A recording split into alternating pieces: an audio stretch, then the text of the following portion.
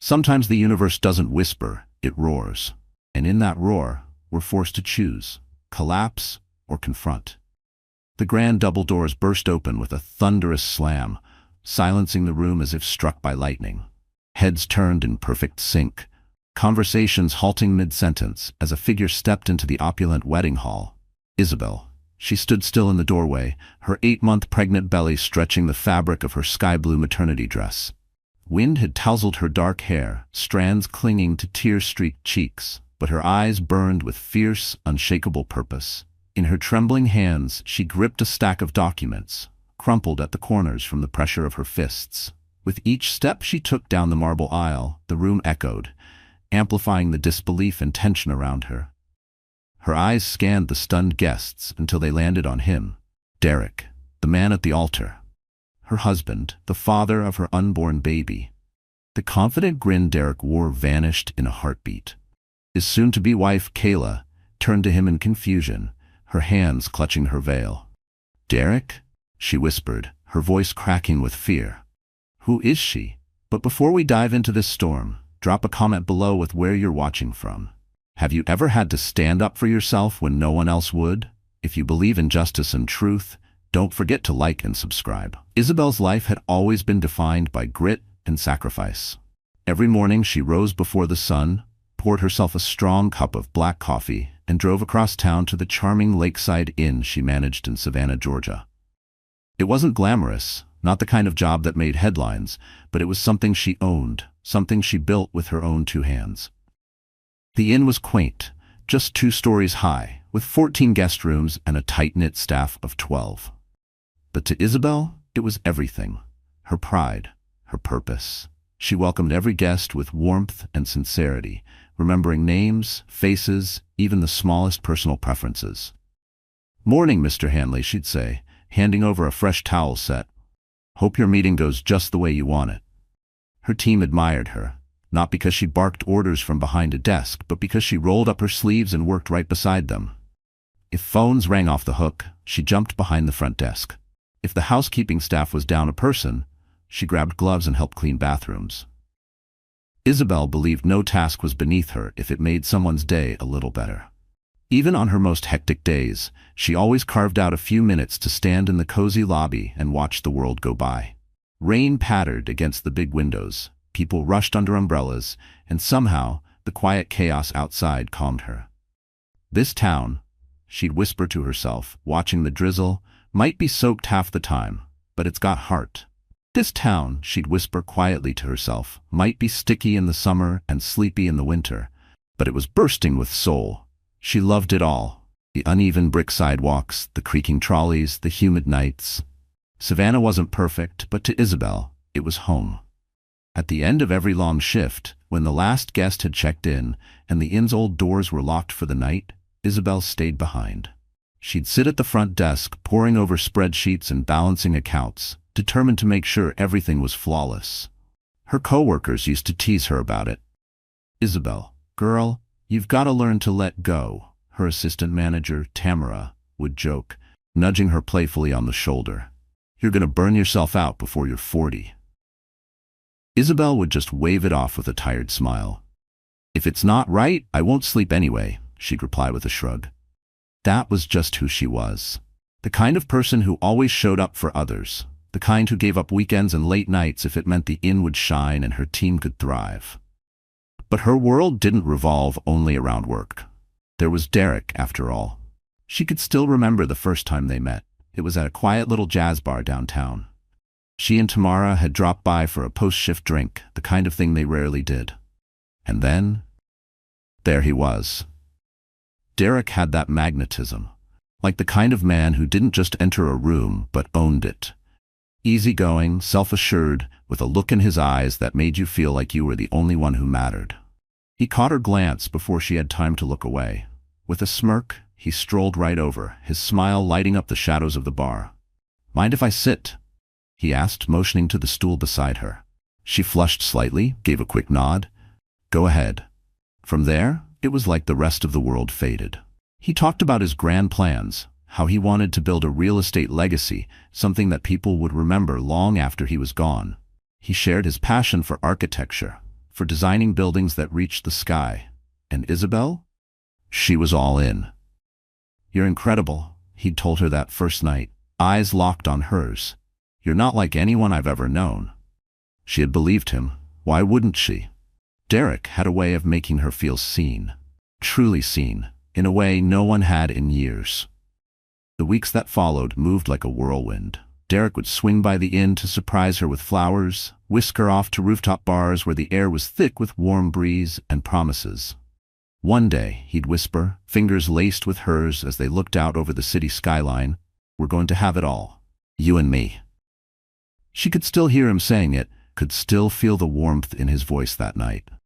Her friends and family mostly liked him too. But there were always those little hints.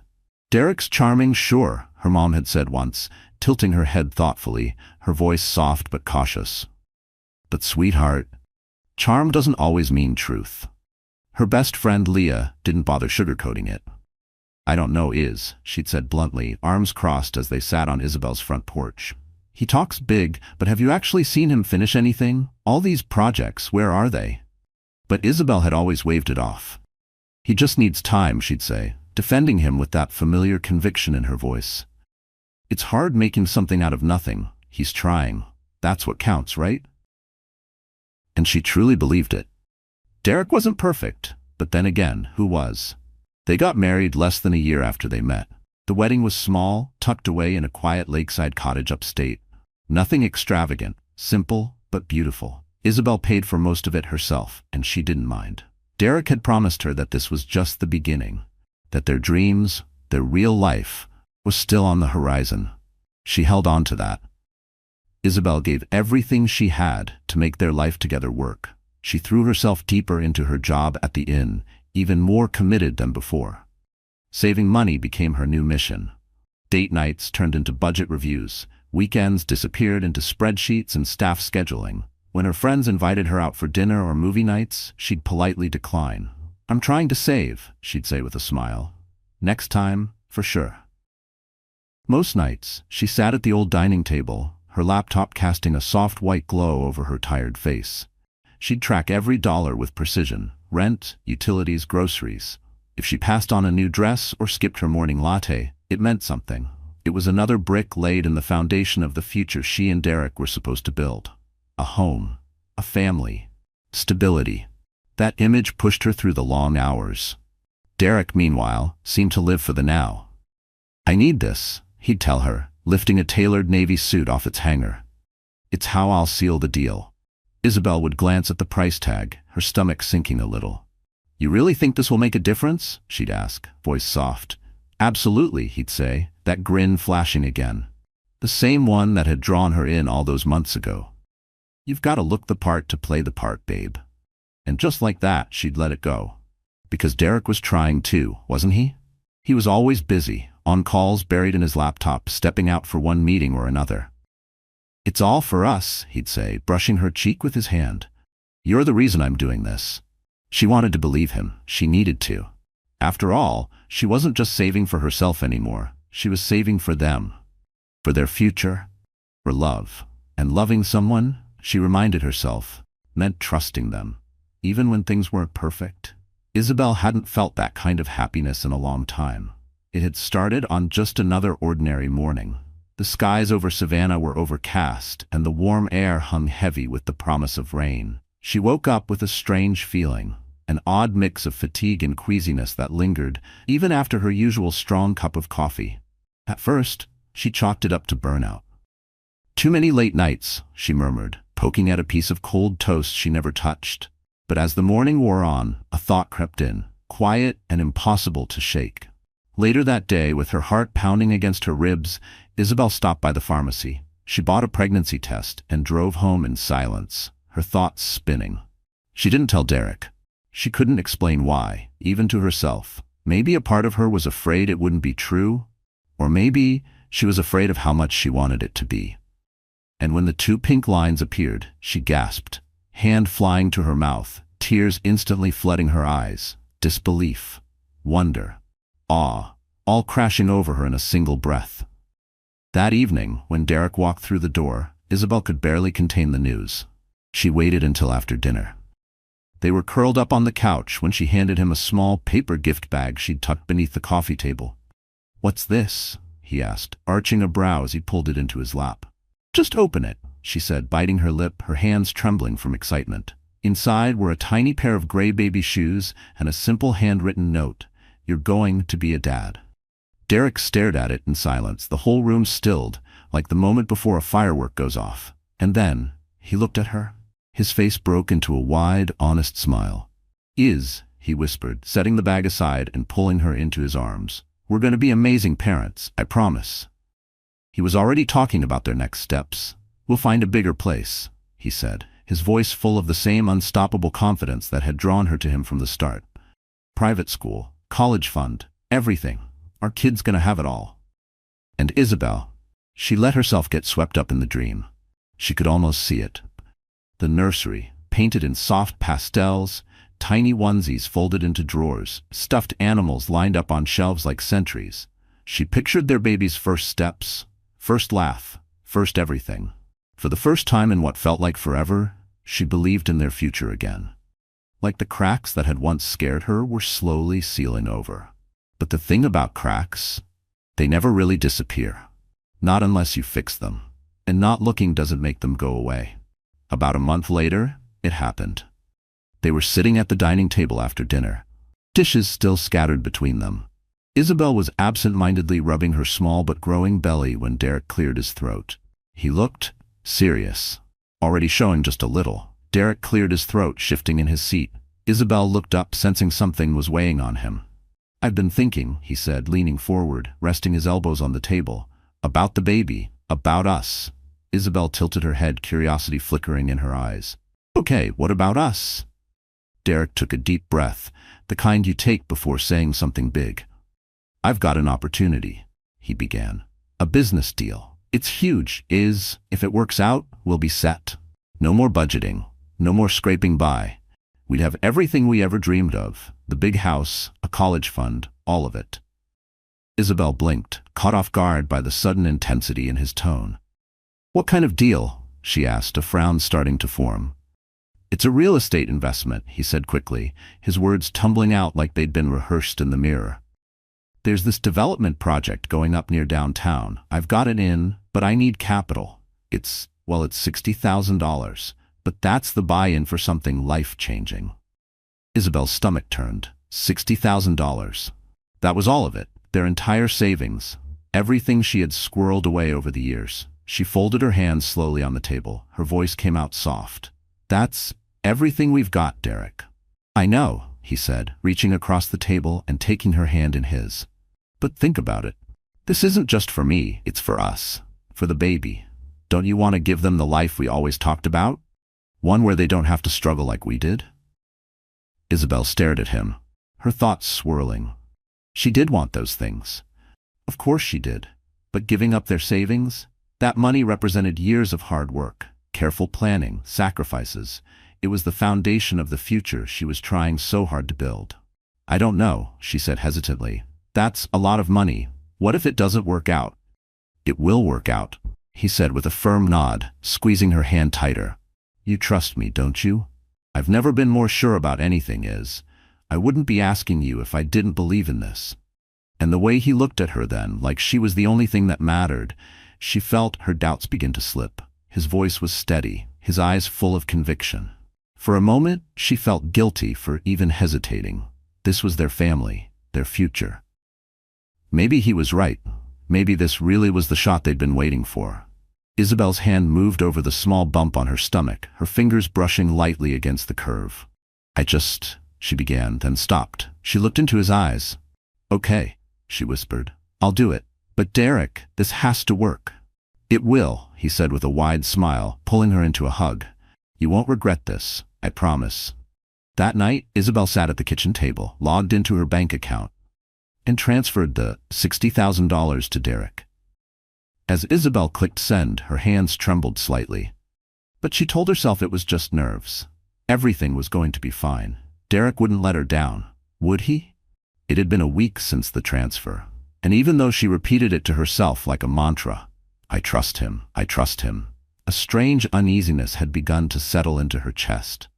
It showed up in the quiet moments. When she sat at the kitchen table, staring at a half-eaten piece of toast. When she folded soft, freshly washed baby clothes, organizing them in neat little piles on the couch. "You're just overthinking," she muttered under her breath more than once. But Derek's behavior had shifted, and it was getting harder to ignore. He had always been talkative, always eager to share his ideas, his plans, but now he was distracted, distant. Whenever she asked how the deal was going, he'd wave her off. "It's all fine, babe," he'd say with a shrug. "Just a lot of moving parts right now." His tone was smooth, too smooth, but he never looked her in the eye when he said it, and that gnawed at her. One evening, Isabel was in the kitchen, chopping carrots for dinner. She heard the front door creak open. Derek walked in, hair messy, shirt untucked. He smiled at her, but it didn't touch his eyes. "Hey," he said, kissing her cheek quickly before heading straight to the bedroom. "Long day?" she asked, drying her hands on a dish towel as she followed him. "Yeah," he called back. "Back-to-back meetings. I'm beat." She stepped into the room just as he was pulling off his tie. That's when she noticed it, a faint scent in the air, not his usual musky cologne. This one was sweeter. Schnoi. Isabel paused in the doorway, a knot tightening in her stomach. "Is that a new cologne?" she asked, keeping her voice light. Derek froze just for a beat before tossing the tie onto the bed. No," he said quickly. "Probably someone at the office. You know how people drown themselves in perfume these days." He let out a laugh, but it sounded hollow. Isabel nodded, though something in her chest twisted tighter. "Yeah, I guess so," she murmured, turning back toward the kitchen. That night, as they ate dinner, Derek's phone buzzed several times where it sat on the table. Each time, he glanced at the screen, then flipped it face down again. Isabel watched, her fork paused over her plate. "Aren't you going to check that?" she asked, trying to sound casual. "Nah," he said quickly, "it's just work stuff." "Work stuff? At 8 at night?" Derek looked up sharply. The tension in the room thickened. For a moment, Isabel regretted saying anything. "Work doesn't run on a 9-to-5 clock, he said, his tone clipped. "You'd know that if you worked in my world." The words stung. Isabel lowered her gaze to her plate. "Right," she whispered. "Sorry." She didn't even have to ask. The days that followed only deepened Isabel's growing suspicion. Derek was coming home later and later, always with vague excuses, last-minute calls, running over on meetings. His tone grew sharper whenever she asked about his schedule, so she started to tread lightly, careful not to press too hard, careful not to spark another argument. But the little things, they started stacking up. One afternoon, Isabel was folding laundry in the living room. She reached into the pocket of Derek's jacket and found a crumpled receipt. Curious, she smoothed it out. Her brow furrowed. It was from a high-end restaurant downtown, one she had never been to. The date? 2 nights ago. The same night he'd told her he was working late. Her heart sank. 2 entrees. 2 glasses of wine. She tried to talk herself down. Maybe it was business. Maybe it wasn't what it looked like. She wanted to believe there was some logical explanation. But deep down, she already knew better. That evening, she couldn't bring herself to confront him. Instead, she watched him closely as they sat on the couch. Derek was glued to his phone, scrolling through messages, his face unreadable. The screen lit up again, this time with a message from an unknown number. Isabel leaned slightly, instinctively trying to get a better look. Derek tilted the screen away and quickly silenced it. "Who was that?" she asked softly, her voice laced with quiet tension. "No one important," he said, not even glancing up. She bit her lip, her fingers digging into the edge of the couch. "Derek? Is there something you're not telling me?" He finally looked at her. His expression shifted, hardening, defensive. "What's that supposed to mean?" Isabel hesitated, feeling the weight of her own words before they even left her mouth. "It's just, you've been so distant lately. The late nights, the messages, it doesn't feel like work anymore." Derek's jaw clenched. He stood suddenly, running a hand through his hair. "I can't believe this," he muttered, pacing the room. "I'm out there killing myself for us, and now you're accusing me?" "That's not what I—" "Save it, Isabel," he snapped, cutting her off. "I don't need this. Not now." He grabbed his jacket off the back of the chair and walked out the door without another word, leaving Isabel alone in the silence, her heart pounding, her vision blurring with tears. And as the days passed, the space between them only grew wider. tighter, heavier. She couldn't shake the feeling that something was slipping away. Bed, Isabel couldn't ignore it any longer. The rain had been falling for hours, steady and soft, tapping gently against the windows in a rhythm that made the silence inside the house feel even heavier. The entire space was still, too still. She sat curled on the couch, a throw blanket wrapped around her shoulders, an unopened book resting on her lap. But her eyes weren't on the pages. They were far away. Her mind kept circling the same uneasy thoughts. Derek, his strange behavior, the rushed phone calls, the weak excuses that never quite made sense.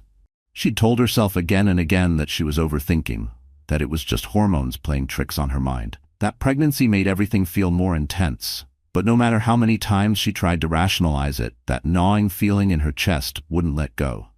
Then the baby kicked, just lightly, snapping her out of her spiral. She placed a gentle hand on her belly and drew in a shaky breath. "It's okay," she whispered. "Everything's fine." But the words felt hollow. Her eyes drifted to the corner of the room, where Derek's desk sat buried under piles of paper. Disorganized, cluttered, a chaotic mess he hadn't bothered to touch in weeks. Isabel's gaze lingered there. She bit her lip. Derek had always been guarded about his work. Anytime she asked too many questions, he dodged them with smooth deflections. But tonight, the weight of not knowing felt unbearable. She rose slowly, the hardwood floor cool beneath her bare feet as she walked toward the desk. "Just the bills," she told herself. "I'm just straightening the bills." Her fingers trembled slightly as she opened the first drawer. Receipts, sticky notes, random bits of paperwork. Nothing unusual. She moved to the next one, her heart beat faster with every passing second. And then, there it was. At first it was subtle, a high-end floral invoice. In neat, stylized script, the names Derek Whitmore and Kayla Bennett. She froze. The paper crinkled slightly in her hand. Kayla? Who was Kayla? Maybe it was business, a corporate event, something work-related. She tried to reason with herself, but then her eyes landed on another paper. A catering contract. Same names, printed clearly at the top. Derek Whitmore and Kayla Bennett. Isabel's breath caught. Her hands shook now as she frantically rifled through the drawer, scattering papers across the desk. In the very back, tucked beneath a stack of loose forms, she found it. A wedding invitation. She stared at it, stunned. The ornate gold foil shimmered faintly under the dim light. The elegant lettering felt like a punch to the chest, shimmering faintly under the soft glow of the desk lamp. The edges of the invitation were delicate. The gold lettering, elegant, sharp, and devastating. Isabel's eyes moved across the words, each one hitting like a stone dropped in still water. "Join us to celebrate the union of Derek Whitmore and Kayla Bennett." Her knees gave out. She dropped into the chair beside the desk, the invitation still clutched in her trembling hands. 2 weeks. The wedding was in 2 weeks. The date stared back at her, mocking her. As if the universe had orchestrated this perfectly cruel moment, just to twist the knife deeper. Outside, the rain intensified, the wind howling softly against the windows. It was as if the storm inside her had summoned the one outside. Tears streamed down Isabel's cheeks as she stared at the invitation. Her mind was a whirlwind. Derek's late nights, the unfamiliar perfume, the vague answers, the calls he always took out of the room. "How could you do this?" she whispered into the empty room, her voice cracking under the weight of betrayal. "How could you lie to me? To us?" She thought of the money, $60,000 she'd handed over to him, her trust, her sacrifice, wrapped in the lie of a business deal. She thought of the baby, growing inside her, of the quiet moments she'd imagined their future. A nursery filled with soft colors, tiny feet on hardwood floors, giggles echoing through a home built on dreams. It had all been a lie. Isabel wiped her face with the back of her hand, the invitation still trembling in the other. The betrayal pressed against her chest, heavy and suffocating. Her eyes drifted to her phone, lying face up on the nightstand.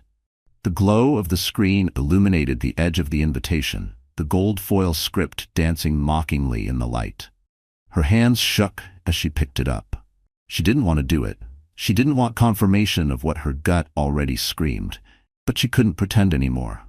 Not after this. Taking a shaky breath, she pulled up the number printed on the back of the invitation. Her thumb hovered over the green call button, frozen.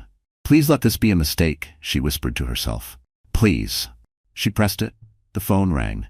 Each tone pulled her closer to the truth, closer to something she couldn't take back. Finally, a voice answered, bright, polished, and professional. Good evening. Thank you for calling Magnolia Grove Estate. How can I help you today? Isabel froze, her mind racing. She swallowed hard, willing her voice to stay steady. My name's Julia. I'm calling on behalf of Kayla Bennett. I'm her assistant, and just needed to confirm a few last-minute details for her upcoming wedding. There was a short pause on the other end. The reception? The woman sounded slightly uncertain. Oh, sure, but could you verify your role again? We've mostly been working directly with Mr. Whitmore for the planning. Isabel's breath caught. Her chest tightened. Yes, of course, Isabel said quickly, forcing her tone to stay even. I'm just helping Kayla with a few last-minute things. She glanced at the invitation still in her lap, her fingers brushing over the gold lettering as she rattled off the details printed on the card. It's on the 15th, right? At Magnolia Grove Estate? The receptionist seemed to ease, the slight tension leaving her voice. Yes, that's correct. Everything is all set for the 15th. It's going to be a beautiful day. We've got all the arrangements confirmed. Isabel's grip around the phone tightened, her knuckles turning white. She could barely breathe, but somehow she kept her voice steady. Great. Could you remind me what's been confirmed? Just want to make sure Kayla has everything she needs. The receptionist gave a light, almost cheerful laugh. Oh, don't worry. Mr. Whitmore has been very thorough. He's made sure everything is perfect for Kayla. The flowers, the catering, the music, it's all been taken care of. He's really been such a gentleman. Isabel's stomach turned. The words hit her like acid, bitter and impossible to swallow. Her throat burned as bile rose. Hang up, her mind begged. Don't listen to this. Stop hurting yourself. But she couldn't stop. And, the payment? She asked, barely above a whisper. All sorted, too. The woman replied casually. I believe Mr. Whitmore used his business account for the initial deposit. It was very generous. He made sure there wouldn't be any issues. Isabel's vision blurred. Tears welled up in her eyes and slipped down her cheeks before she could even wipe them away. She reached for the nightstand to steady herself, the edge digging into her palm as she pressed the phone harder to her ear. The room seemed to tilt around her. Everything was spinning. The receptionist's words swirled in her mind. Generous, perfect for Kayla, very thorough. Right, Isabel said weakly, her voice cracking. Of course. Thank you so much for your help. Oh, no problem at all, the receptionist chirped. And please tell Kayla we're looking forward to hosting her big day. Isabel didn't respond. She just ended the call, letting the phone slip from her fingers. It landed with a soft thud on the bed beside her. She sat frozen on the edge of the mattress, her arms wrapped around her stomach as her chest rose and fell in uneven gasps. Her thoughts scattered, eyes unfocused, as the weight of what she had just heard anchored itself inside her. Derek had used her money. Their money. He had lied to her. Taken everything she had worked for, and spent it on a wedding. A wedding with someone else. The phone lay discarded beside her, its screen now dark, but the receptionist's words echoed in Isabel's head like a cruel whisper she couldn't silence. Mr. Whitmore made sure everything was perfect for Kayla. He's been such a gentleman. Her legs buckled again as she tried to stand. The room spun. Before she knew it, she was back on the floor, her arms wrapped tightly around her belly. It wasn't a conscious decision. It was instinct. Primal. As if shielding her unborn child could somehow protect them both from the truth that had come crashing down like a wave. Tears streamed down her face, hot and relentless, dripping onto the soft fabric of her maternity dress. She rocked slightly, back and forth, a quiet rhythm of devastation as memories of Derek's promises poured through her mind like poison. You're my world, Eyes. I'm doing this for us. For the baby. We're going to be amazing parents. Just you wait. Trust me. This is for our future. Each word he had spoken to her felt like a dagger now, twisting deeper with every breath. How could he? How could someone lie so convincingly? Look her in the eye every single day and still live a secret life behind her back? She thought of all the moments she'd doubted her instincts. Every time something had felt off, she'd told herself she was imagining things, that she was hormonal, that Derek deserved her trust. But he didn't. Not then. Not now. Her fingers clutched at the fabric of her dress, gripping tightly until her arms ached. She tilted her head back, letting out a shaky breath that cracked into a broken sob. The baby moved inside her, a soft, gentle shift. It grounded her, because this wasn't just about her anymore. It wasn't just her pain. She wasn't only grieving the relationship she thought she had. She was grieving the family she believed they were building together. Minutes passed. Maybe longer. She wasn't sure. Eventually, the tears slowed. Her breathing steadied, though the ache in her chest still pulsed like an open wound. With trembling hands, she wiped her damp cheeks. Then her eyes drifted back to the desk, scattered papers, printed contracts, the wedding invitation with its elegant damning script. It all sat there like evidence in a courtroom, demanding a verdict. What now? The question clung to her. The idea of confronting Derek flashed through her mind, of throwing the evidence in his face, demanding answers, screaming the truth until he couldn't hide behind his lies. But what would he do? Deny it? Twist it? Gaslight her into thinking she was the unstable one? Her eyes settled on the invitation once more, its gold lettering catching the soft glow from the desk lamp. 2 weeks. The wedding was in 2 weeks. If Isabel waited until then, if she showed up uninvited, right there in front of Derek, Kayla, their guests, their families, there would be no running from it. No way for him to spin another lie. No way to twist the truth. Everyone would see it. All of it. Her stomach twisted at the thought. Was she really the kind of woman who could do that? Could she walk into a room full of strangers, shatter the illusion and expose the man she once loved? Watch everything burn to the ground in front of them all?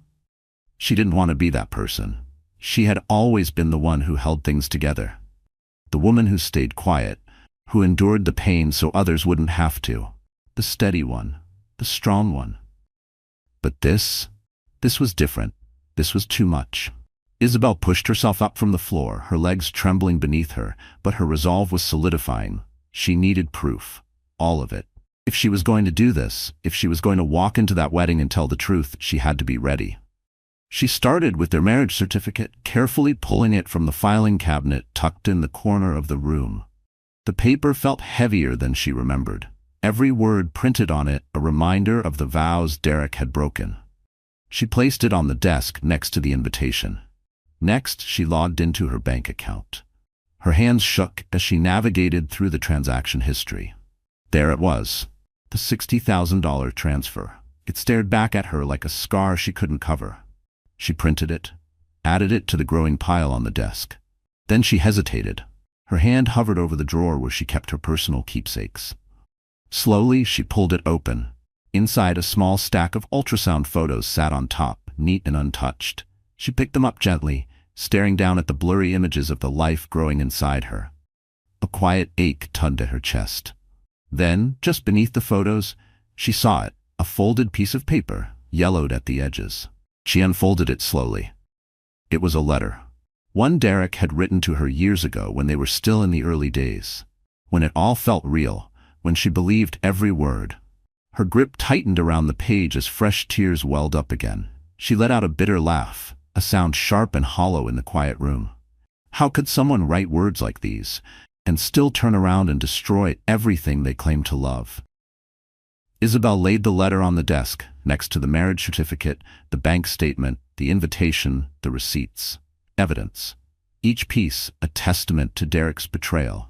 A trail of paper that told the truth better than he ever had. By the time she was done, the desk was no longer just a surface. It was an exhibit. A case. A reckoning waiting to happen. She folded the papers carefully into a plain manila folder, her hands steady despite the emotional storm churning inside her. Whatever happened next, Isabel would be ready. She owed that much to herself, and to the child growing inside her. The day finally arrived. Isabel's fingers gripped the steering wheel tightly, her knuckles bone-white as she drove through the rain-slicked streets of Savannah. The windshield wipers squeaked rhythmically, barely keeping up with the drizzle. Her heart thundered in her chest, so loud she could hear it in her ears. Her stomach flipped and twisted, a sickening cocktail of nausea and dread. The folder of evidence sat on the passenger seat like a co-pilot, silent but heavy. It was everything: proof, betrayal, truth, a reckoning waiting to unfold. As she approached the highway, her phone buzzed on the console. She glanced down. Derek. His name lit up the screen. Her breath hitched. For a split second, she considered letting it ring, letting it go to voicemail. But the sound, each tone, felt like a hammer driving into her chest. She couldn't risk raising suspicion. With trembling fingers, she swiped to answer. "Hey," she said, trying to sound normal, though her voice cracked slightly. "Hey, babe." Derek replied, his tone smooth, too smooth, casual, like nothing was wrong in the world. "Where are you? You've been gone a while." Isabel gritted her teeth. The calmness in his voice sparked a slow-burning fire in her chest. "Just running some errands," she replied, steadying her tone. "Needed a few things for the baby." "All right," he said with a soft chuckle. "You're getting close now, huh? Not long until we're parents. Can you believe it?" Her grip on the wheel tightened, her nails digging into the leather. The audacity of it. Talking about their child as if he wasn't preparing to marry someone else. As if he hadn't gutted everything they'd built with a smile on his face. She swallowed hard. "Yeah," she said, her voice quiet, almost distant. "Not long now." "Well, I'll see you tonight," he said cheerfully. "Got a couple things to take care of first, but we'll talk more then." "Sure," she replied. Her voice came out sharper than she meant it to. "Love you," Derek added. His words were razors, polished, practiced, slicing straight through her. Isabel stared at the road ahead. For a brief moment, she thought about saying it back, thought about letting herself pretend just for a second longer. But her lips wouldn't move. She hung up without replying. The phone dropped back onto the console with a dull clack. Her hands were shaking. The call left her raw, emotionally unspooled, her thoughts spiraling. Grief clawed at her, sinking in, but it was soon overtaken by something hotter, sharper. Anger. She replayed his voice in her head, his calmness, his easy laughter, the lies, so smooth they almost sounded like love. Even now, he was convincing. Even now, the betrayal burned in her veins, and yet, beneath the rage, there was doubt. A sliver of hesitation burrowed deep in her chest. Was she really ready to do this? To walk into his perfect day? To look him in the eye and tear it all down in front of everyone? Her fingers drifted to her belly, gently brushing over the curve, seeking reassurance, seeking strength. She wasn't alone. Not anymore. If I don't do this now, he'll keep getting away with it. Isabel whispered the words to herself, her voice trembling. For my child's sake, I can't let that happen. By the time she reached the venue, the rain had softened into a gentle drizzle. The gray skies cast a muted glow over the sprawling property of Magnolia Grove Estate. She pulled into a spot near the edge of the lot and let the engine hum for a few moments, trying to catch her breath. She looked at the folder on the passenger seat, her chest tightening, her jaw clenched. Her resolve hardened. "You can do this," she murmured, though her voice was barely more than a breath. When she stepped out of the car, the grandeur of the venue hit her like a wave. Towering floral arrangements lined the entrance, their colors lush and vibrant, almost blinding. She paused for a moment, her eyes lingering on the cascading orchids, the peonies, the roses in full bloom. A bitter thought surfaced. She paid for those flowers. The pit in her stomach grew as she made her way toward the main hall. Through the tall windows, she could see the guests inside, laughing, chatting, drinks in hand. Their joy drifted through the damp air like a song she didn't belong to. The scene was warm, welcoming. To anyone else, it would have looked like a dream. But to Isabel, it felt suffocating. Every smiling face, every soft chuckle, every clink of champagne glasses, all of it was a sharp, mocking contrast to the storm raging inside her. She stood just outside the grand double doors of the wedding hall.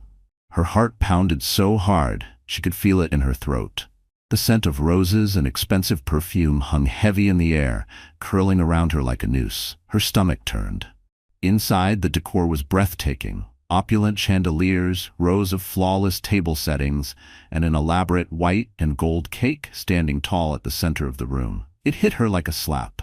All those nights she skipped dinners with friends. All those moments she chose secondhand over new. Every single sacrifice she made to save. And this is where it had gone. Inside, the music shifted to something soft, ceremonial. She heard the officiant begin to speak. It was starting. Her pulse quickened as she pressed herself against the wall, peering through the narrow crack between the doors. The guests were seated, smiling, beaming.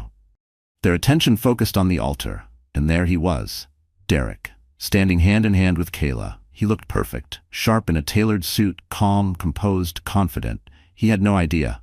No idea that just feet away, the woman he betrayed was standing ready to blow his lies wide open. Isabel's hands trembled as she adjusted her grip on the folder. Not yet, she whispered to herself. Wait. It had to be the right moment. Not too early, not too late. Then the officiant's voice echoed through the hall. Do you, Derek Whitmore, take Kayla Bennett to be your lawfully wedded wife, to love and to cherish, in sickness and in health, for as long as you both shall live? Isabel's chest clenched. Her breath caught in her throat. Her feet moved before her mind caught up, propelling her forward. The grand doors burst open with a sharp thud, echoing through the hall like a gunshot. Stop this wedding, she shouted, her voice slicing through the air like a blade. The music screeched to a halt. Every head turned. Gasps rippled through the crowd like shock waves. Whispers erupted. Eyes darted. Confusion. Panic. And at the altar, Derek's smile vanished. His confident, practiced composure cracked as his gaze locked on her. He took a shaky step back, his hands slipping from Kayla's. Isabel? He choked out, his voice barely cutting through the rising murmurs. Kayla stood frozen beside him, her face drained of color, her eyes wild, bouncing between Derek and the furious woman storming down the aisle. Isabel didn't slow. She kept walking, determined, steady. Her eyes never left Derek's. She stopped just feet from them, the room holding its breath. Her shoulders squared, her jaw set, her voice like steel wrapped in grief. You forgot to invite your wife, she said coldly. A stunned silence followed. Then, a collective gasp. Isabel reached into the folder and pulled out the marriage certificate, holding it high for everyone to see. The paper trembled slightly in her hand, but her voice was unwavering now. That's right, she said louder. We're still married. She turned toward the guests, letting the truth soak in. So, Derek, care to explain how you're standing here, about to marry someone else? Derek's mouth opened, then shut. Opened again, like a man drowning, grasping for breath. He took a step forward, reaching toward her. Let's just talk about this, he stammered. Talk about what? She snapped, her voice cracking but growing stronger with every word. This wedding? This celebration? She turned, gesturing toward the room, toward the chandeliers, the massive floral arrangements, the towering cake, the 100 curated details that had once existed only in her dreams. This, all of this, was paid for with my money. The guests gasped again. Kayla's hand went to her mouth. $60,000, Isabel continued. That's what I gave him for our family, for our future. Her voice shook now, but not from fear, from fury. I skipped dinners, I skipped everything. I worked overtime, sacrificed weekends, lived frugally, for this. Her hand swept over the luxury surrounding them. The flowers? Mine. The cake? Mine. The band, the food, the rented fairy tale? Mine. Derek's jaw clenched, a bead of sweat rolled down his temple. That's not true, he said, his voice rising. She's exaggerating. I'm exaggerating, Isabel barked. You lied to me. You used me. You built this wedding on my back, on our baby's back. Gasps turned to murmurs. Whispers became outrage. Stop, Isabel, please. Derek began again, his voice cracking now. But she wasn't done. Tears slipped down her cheeks as she reached into the folder again, her hands trembling but not weak. She pulled out the ultrasound photo. Isabel held up the ultrasound photo, her hands trembling as she stepped closer to Derek and Kayla. Her gaze shifted to Kayla, steady, heavy, full of pain. Did he tell you about this? She asked, her voice soft but sharpened with grief. Did he tell you that while he was planning this wedding with you, I was at home, carrying his child? Her voice cracked, but she didn't falter. Did he tell you about the nights I sat alone, dreaming about the family we were supposed to have? Did he tell you any of that? Kayla's eyes widened as they locked onto the ultrasound. Her hand flew to her mouth. No, she whispered, shaking her head in disbelief. He didn't tell me anything about that. Isabel turned back to Derek. Her voice rose now, trembling with righteous fury. You promised me, Derek, a future, a family, a life. And this? She gestured around the room. This is what you've been doing? Lying to me, to her, to everyone? Derek's composure collapsed. Gone was the smooth, charming mask. He looked around the room in panic, sweat beading along his hairline. His eyes darted from Kayla to Isabel to the stunned crowd witnessing the wreckage of his lies. I can explain, he stammered. This isn't what it looks like. She's just trying to ruin everything. Kayla's voice cut through the room like glass. She turned on him, hands clenched at her sides, her face a mask of fury and betrayal. What is she talking about, Derek? Is it true? Are you married? Does she really have your child? Derek flailed, reaching for excuses. It's complicated, he said weakly. I was going to tell you. When? Kayla snapped, tears brimming in her eyes. Before or after we said our vows? I believed you, she choked, her voice breaking as the pain poured out. I trusted you. You're a liar, a cheat. I can't believe I fell for this. The room was silent now, a church of exposed truth and broken trust. Isabel stood there, letting it all unfold, watching Derek crack under the weight of his own destruction. The fire in her chest still burned, but for the first time she felt something else. Relief. It was done. The truth was out, and there was no going back. Derek looked at her then, pale, desperate. Isabel, please, this isn't the place, he said, stepping forward cautiously, voice shaky. Let's go somewhere private. We can talk about this. You're blowing everything out of proportion. Isabel didn't move. Her jaw tightened, her eyes burned. She didn't need to say a word, because the altar was no longer a symbol of love. It was a stage of exposed lies. And the truth? It spoke louder than she ever could. Before Derek could say another word, the sound of heavy footsteps echoed through the hall, sharp and deliberate, cutting through the thick tension like a blade. The grand double doors at the back of the room burst open with a loud bang. 2 uniformed police officers strode in, their presence commanding immediate attention. Gasps rippled through the stunned crowd. Heads turned. Guests craned their necks to see what was happening. The lead officer stopped near the aisle, his voice calm but firm. Derek Whitmore? Derek froze. His head snapped toward them. Yes, he stammered, his voice barely audible. The officer stepped forward, tone unwavering. You are under arrest for fraud and bigamy. The room exploded. Guests gasped, whispers surged, chairs scraped. A tidal wave of shock rolled through the once celebratory crowd. Kayla staggered backward, her hand covering her mouth, her face pale with disbelief. Derek's eyes widened in pure panic. Wait, no, there's been a mistake, he shouted, voice cracking under the weight of the moment. I didn't do anything wrong. He turned toward the officers, hands raised, desperate. This is a misunderstanding. I can explain. Just listen to me. But the officers didn't hesitate. The lead officer reached for his belt, pulling out a pair of handcuffs. Sir, please don't make this harder than it needs to be. Step forward. Derek's gaze darted across the room, from the stone-faced officers to the shocked guests, to Kayla, and finally to Isabel. His breathing quickened. Panic swelled. No, you don't understand. I was just... He suddenly spun on his heel, bolting toward the side door.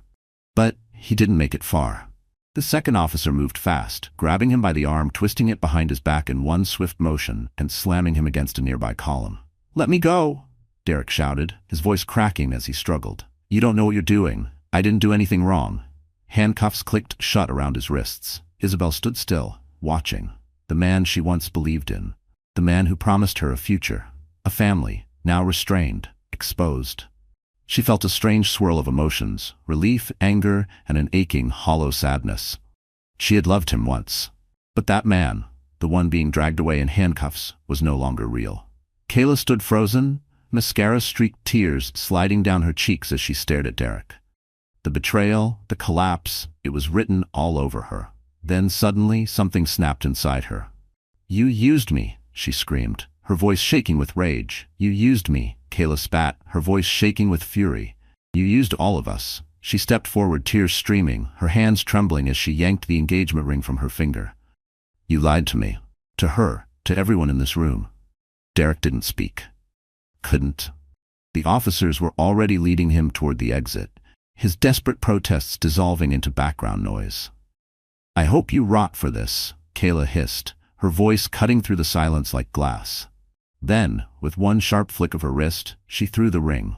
It bounced across the marble floor with a metallic clink and landed at Derek's feet. He flinched, shoulders slumping, his face collapsing into something almost unrecognizable. Defeated, there was no getting out of it now. Not with handcuffs on, not with the truth unraveling around him like smoke. As the officers reached the doors, Derek looked back over his shoulder, his eyes locking onto Isabel one final time. But she didn't flinch. There was no sympathy in her expression, no softness, no forgiveness, only truth. The officers led him out of the hall, and then the silence broke. A wave of murmurs swept through the crowd, whispers, gasps. Some guests covered their mouths, others leaned into each other, stunned, like they were trying to process the wreckage in real time. Kayla stood frozen, her chest heaving, her fists clenched at her sides. Then she turned. Her tear-streaked face softened, just slightly, as she looked at Isabel. Neither woman said a word. They just stood there, facing one another in the middle of the wreckage, the air between them thick with pain, betrayal, and something else, understanding. Kayla's lips parted, like she wanted to speak, but no words came. Instead, she gave a small, almost imperceptible nod, a silent gesture of respect, of solidarity.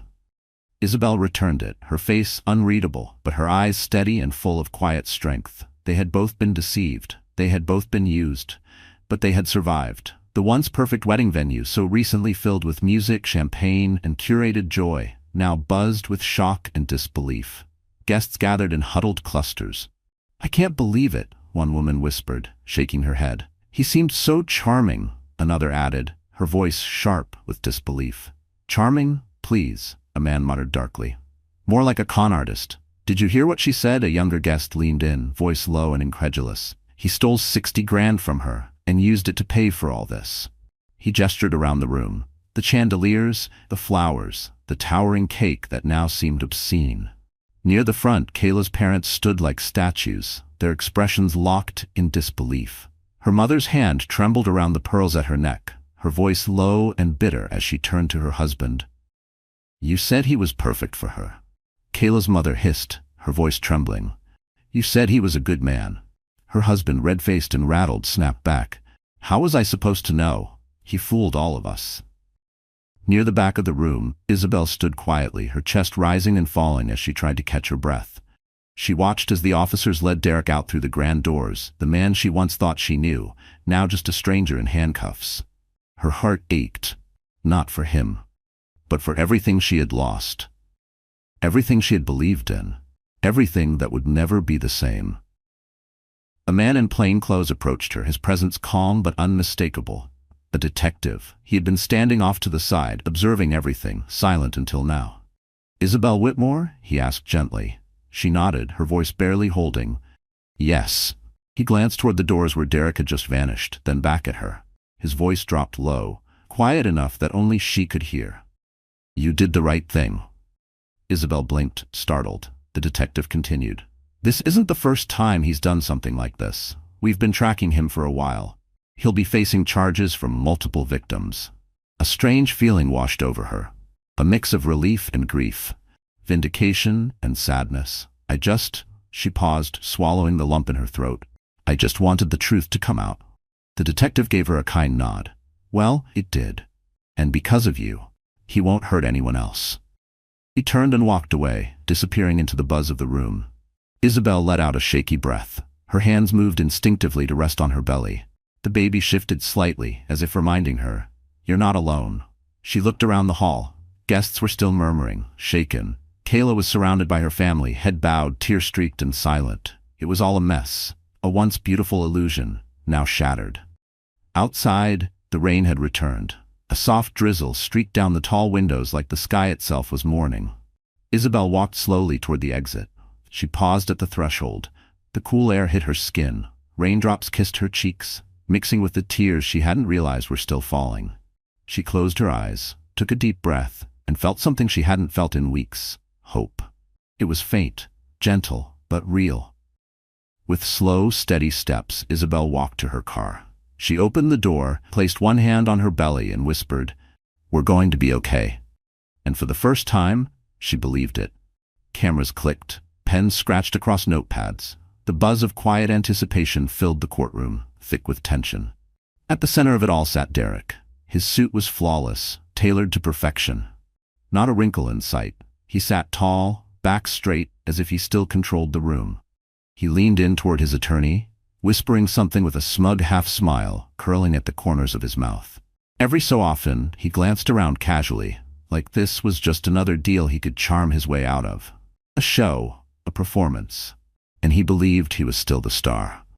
Across the room, Isabel sat at the witness stand.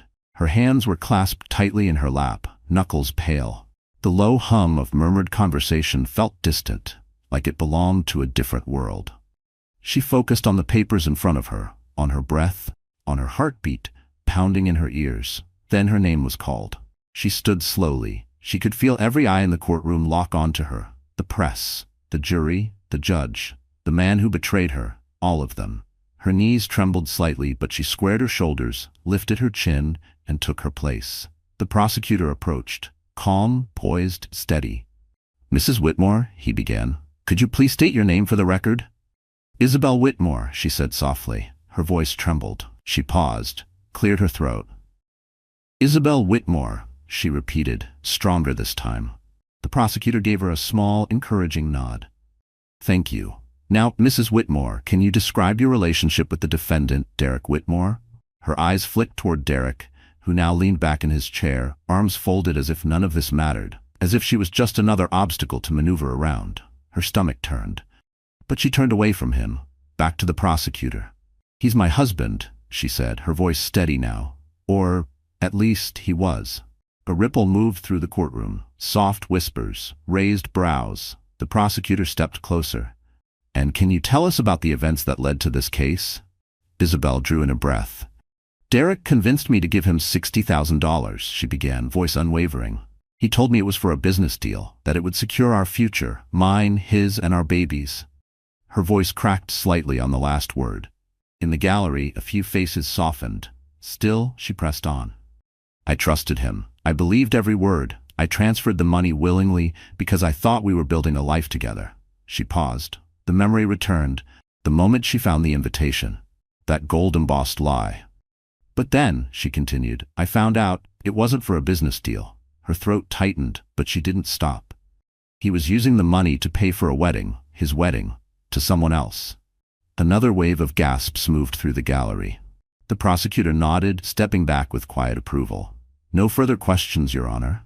Isabel began to rise. But before she could take a step, Derek's attorney stood sharply, his tone slick and rehearsed.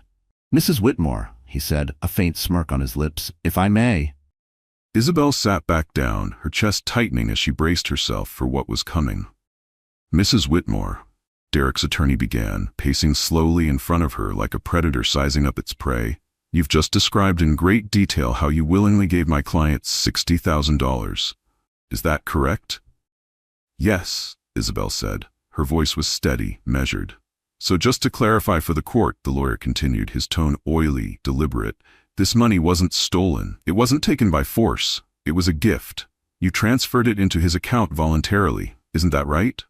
Isabel hesitated, just for a second. She could already feel how he was twisting it. "I gave him the money," she said slowly, "because he said it was for us, for our family." The lawyer nodded, that smug smile beginning to creep in. "Ah, but you didn't sign a contract, did you? There's no legal document stating how this money was to be used?" "No," Isabel admitted, her voice dropping slightly. "And my client didn't force you to transfer the money, did he?" "No," she said again, the heat rising in her cheeks. The lawyer turned to the jury now, arms spreading dramatically. "Ladies and gentlemen, what we have here is not a case of fraud. It's a case of regret." He let the words hang in the air, pacing with a theatrical calm.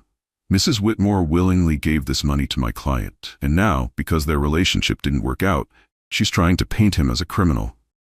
Isabel's hands curled into fists, her nails pressing into her palms. She could feel her breath quicken. "That's not true," she said, her voice trembling but strong. The lawyer didn't flinch, didn't even look at her. "She's bitter. Plain and simple," he continued, turning back to the jury. "She's trying to destroy my client's life because she couldn't let go when he moved on." "Objection." The prosecutor cut in sharply. "Withdrawn," the defense lawyer replied coolly, already turning back to Isabel. "Mrs. Whitmore," he said, "do you have any concrete proof that my client never intended to use the money for your future?" Isabel opened her mouth, but no words came. No text messages, no emails, no contract, just receipts, timelines, betrayal, and a golden invitation to a wedding she was never meant to see. The lawyer smirked, exactly the silence he was hoping for. "No further questions, Your Honor," he said, his voice lined with smug satisfaction. Isabel sat there, her heart racing, her face flushed with a mix of shame and fury. She looked down, hands trembling in her lap. Then she glanced toward the prosecutor. He gave her a quiet nod. Reassuring, steady. She had told the truth, and that was all she could do. As Isabel stepped down from the stand, she caught Derek's eye. He didn't look smug anymore, or confident. He looked worried, and somehow that was enough. Enough to remind her she had already taken her power back. She wasn't done fighting, not yet. The courtroom buzzed with quiet anticipation as the next witness was called. The prosecutor approached the stand, voice firm but even. "Please state your name for the court." The man cleared his throat, shifting slightly in the seat. "James Hart." "And how do you know the defendant, Mr. Hart?" James let out a bitter chuckle. His eyes flicked over to Derek, who now sat stiff and tense, his jaw clenched tight. "We used to be friends," James said, his voice rough with resentment. "Business partners, too, or so I thought." The courtroom hushed. "Derek and I started a real estate project together a few years ago. He told me it was a guaranteed win, said we'd be rich. I believed him." He paused, his voice thickened. "I put everything into it, my savings, my time, my trust." The prosecutor leaned in. "And what happened?" "There was no project," James said bluntly. "No deal. He took my money and vanished." A wave of murmurs rippled through the courtroom. The prosecutor raised a hand, calming the noise. "And did you confront Mr. Whitmore about this?" "I tried," James said, his eyes narrowing as he stared across the room. "But by the time I figured it out, he was gone, changed his number, moved. I never saw him again, until now." He gestured toward Derek, bitterness carved into every word. Derek's lawyer shot to his feet. "Objection, Your Honor. This testimony is irrelevant and highly prejudicial." The judge didn't flinch. "Overruled. Continue, Mr. Hart." James nodded, his hands gripping the sides of the witness stand. "I just want to say, this isn't the first time he's done this. He's been running this same scam for years." A beat passed. His voice dropped to a raw final note. "Trust me, I learned the hard way." As he stepped down, he locked eyes with Derek, just once before returning to his seat. Derek's face had gone red. His composure cracked further with every second. He wasn't in control anymore. The prosecutor called the next witness. A woman in her 30s walked to the stand, sharp and composed, but her body language radiated a quiet frustration beneath her professionalism. "Please state your name for the court," the prosecutor asked. "Laura Bennett." "And what is your connection to the defendant?" Laura adjusted her glasses, her jaw set. "I was the planner for his wedding." She glanced toward Derek, then at Isabel, with a brief flicker of sympathy in her eyes. "He hired me to manage everything, the flowers, the venue, the food. Said money was no issue. Paid everything up front." "And did Mr. Whitmore ever mention he was married?" Laura snorted softly. "Absolutely not. He said he was single, told me he was marrying the love of his life, said he wanted it to be perfect." She paused. "If I had known what was really going on." "If I had known what was really going on," Laura said, her voice clipped, "I would have refused to work with him." The prosecutor nodded. "And to your knowledge, how did Mr. Whitmore present himself to the vendors?" "Like some big-shot entrepreneur," she said with a shrug. "Single, wealthy, generous. He charmed everyone, made us all believe he was someone important. But now—" She trailed off, shaking her head again. Derek's lawyer stood abruptly. "Objection, Your Honor. Speculation." The judge gave a nod. "Sustained. Stick to the facts, Miss Bennett." "Of course," Laura replied, then stepped down, her heels clicking across the floor. The weight of her words lingered as she returned to her seat. The courtroom was quiet again, tense. Derek fidgeted, his fingers twitching against the defense table. His once confident smirk had completely disappeared. When closing arguments were made, the room held its collective breath. All eyes turned to the judge, who straightened her posture, her voice firm and unwavering as it cut through the silence. "Derek Whitmore," she began, "your actions were calculated, cruel. You preyed on the trust of those who believed in you. You exploited their hopes, their dreams, their futures, for your own personal gain." Isabel sat on the edge of her seat, her hands clenched tightly in her lap, her heartbeat echoing in her ears. "This court," the judge continued, "will not tolerate such deceit." Derek's face turned ashen. He gripped the edge of the table, his jaw locked as if bracing for a blow. "You are hereby sentenced to 7 years in prison for fraud," the judge said, her tone sharp. and ordered to repay Mrs. Isabel Whitmore the full $60,000 you stole from her. Additionally, restitution will be made to your other victims pending further investigation. Derek shot to his feet. Your Honor, please, this is a misunderstanding, he cried, his voice cracking. I didn't mean. Enough, Mr. Whitmore, the judge cut in, her tone final. You've had your chance to speak. As the bailiffs approached, Derek's desperation grew louder, more frantic. This isn't fair. I was just trying to build a life. I didn't mean to hurt anyone. The courtroom stayed silent. Then, click. The sound of the handcuffs echoed through the space. His eyes darted around the room, finally landing on Isabel. Isabel, please. His voice broke. You know me. You know I didn't mean this. Help me. Please. She met his gaze, steady, calm, unyielding. I thought I knew you, she said softly.